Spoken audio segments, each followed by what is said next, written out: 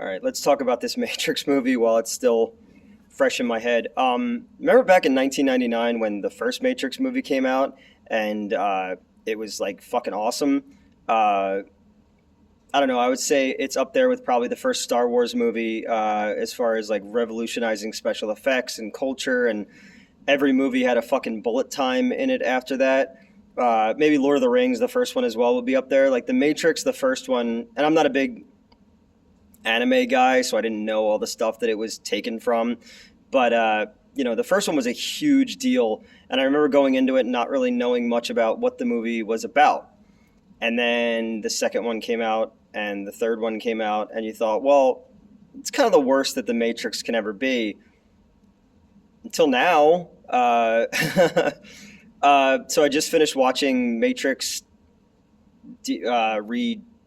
Regenesis. I don't know what it was called.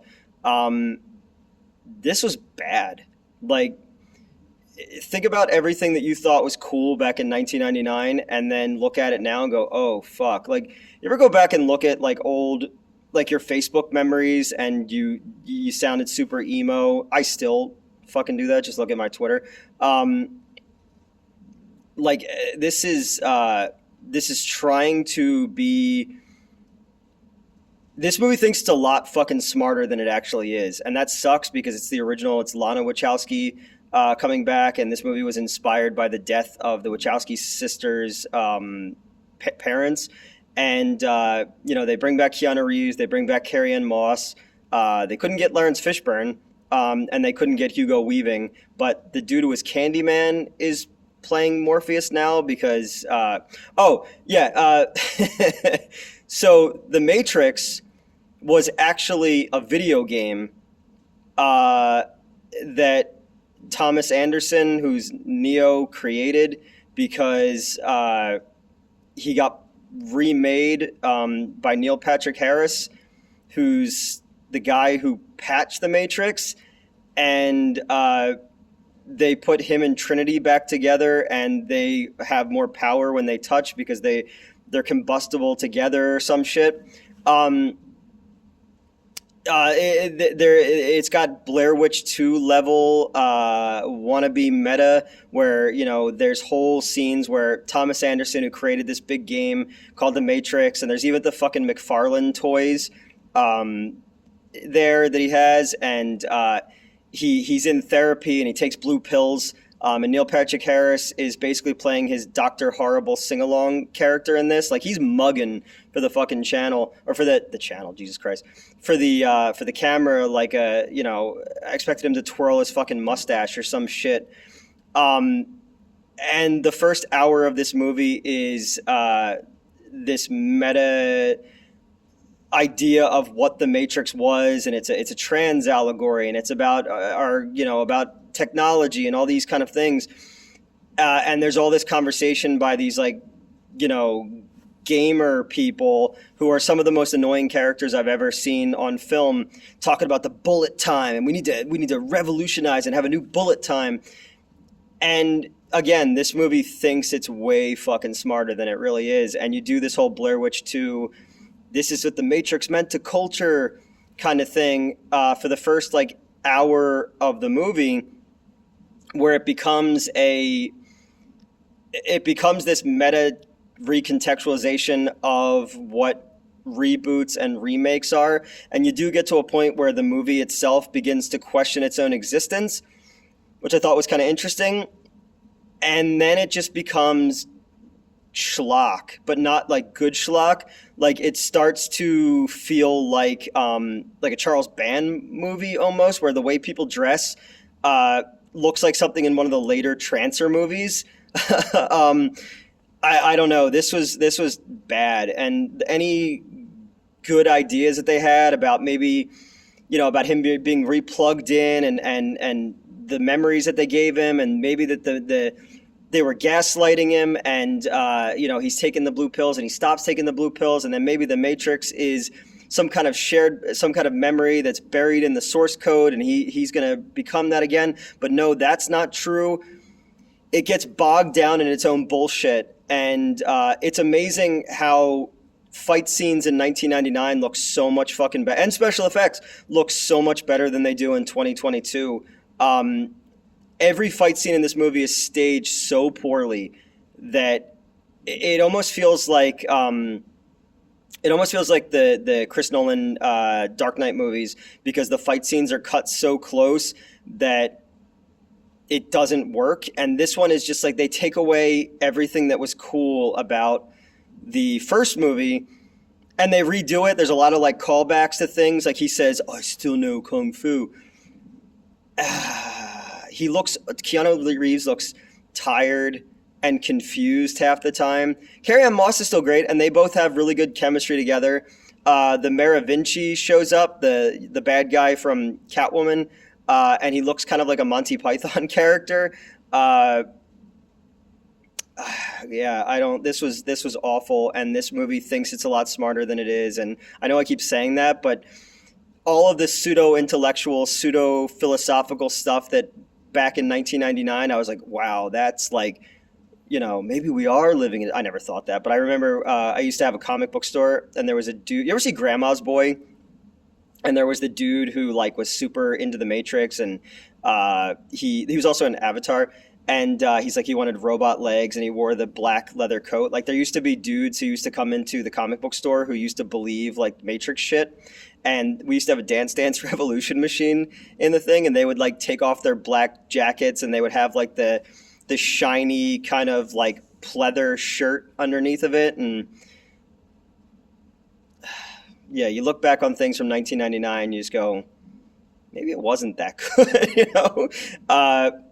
Too bad Y2K didn't just end all of this. That was bad. It was really bad. I said, I was like, oh, I wonder what Rage Against the Machine song they're going to end with. But instead they end with like that Brass Against the Machine. And like a week ago, the lead singer like pissed on a dude in concert. So Warner Brothers is probably like, uh-oh. Man. Oh, and then the movie also has like Sentinels are like pets now. And Jada Pinkett Smith is in it, and she's in like Guy Pearce from Prometheus level old age makeup, and it's really bad. And then the aunt from Family Matters is in it, like the Urkel show, and they just want to grow strawberries. And then like there's this other girl, and she has a Falcon Stingray robot, and it looks like the things from James Cameron's The Abyss. And I think its name was like Choco Taco or something. Like I was watching this, and I go, there are levels of things that I'm like, wow, okay, you can be meta, and you have to have exposition drops. But this movie has exposition drops that are on the level of like when Udo Kier tells you the entire plot of Suspiria in Suspiria. I don't know, man. Like they should have just. The first one was fine, and then just stop there. Remember the scene? Because Agent Smith isn't in it, but like a dude who looks like he would be a character on American Horror Story is in it. Like and he's mugging as well, and talking about he thinks that his piercing blue eyes are too much, but. And then the movie sends signals because fucking Doogie Howser, Neil Patrick Harris, is the therapist for Neo, because Neo had this experience where he tried to commit suicide and he found himself there, and he's working through all this stuff. And then it's like, well, wait, so the therapist is the bad guy? Because I'm in therapy since October, and therapy and medication is like fucking awesome and helping me with not being the way I was, like I'm becoming a better person because of it, and like open and not hanging on to shit and trying to like make amends with people and all that stuff, because I was a broken fucking human being for a really long time. And this movie kind of is like, no, the therapist is the bad guy, and he was orchestrating this whole thing. And the whole, oh my God. I think I'm a fairly smart person, and I pay attention to things in movies, but I'm just like, wait. And it got to be like the second Matrix movie where it's like vis-a-vis, where the fucking the old man is like the architect or whatever. Like the good portions of the movie felt like that. go see Spider-Man again. Like, this is bad, and it also makes me go like, oh my god, like they tried to shoot it like a late '90s, early 2000s, like The Matrix and Daredevil and Ballistics X vs. Sever, and there's a reason that we don't do that anymore. This movie looks cheap. Um, when because Trinity winds up being like the one. I don't care about fucking spoiling this shit because it's bad. Uh, like the scene when like Neo like realizes he's the one and he gets shot and he like stands up and is all awesome. Oh, hold on. So there's just shots. It's supposed to be a video game, but it's just straight up shots from the original movie because fucking Candyman, who's the new Morpheus, who's also Dr. Manhattan in the HBO Watchmen. HBO Watchmen was awesome. And he's like mostly made of like nano robots, so he's sort of like Zordon for big portions of the movie when he's not dressed like the Joker. But he's like, oh, this is from your video games. Like, no, this is clips from the first movie. And it reminded me of when all of a sudden out of nowhere in Swamp Zombies 2, there's just clips from the first movie. Like, someone else I was watching it with was like, oh, that was in Swamp Zombies. And I was like, oh, rip me off. There's so many things to talk about. It was bad. It was really, really bad. And I wish that I would have gone home and hung out with my cat. So I said I was going to do no more of these shot on my cell phone things, but this one I just had to talk about because I was just like befuddled by what I had just seen. And I don't know. Yeah, so that's that. Maybe I'll watch The Kingsman tomorrow, but I don't think I'll do a review of that one. I didn't do the second. I don't remember much of the second one. Oh, wait, this is a prequel. Fuck it. I'm just going to watch Spider-Man again. Happy holidays. Merry whatever you celebrate. Bye.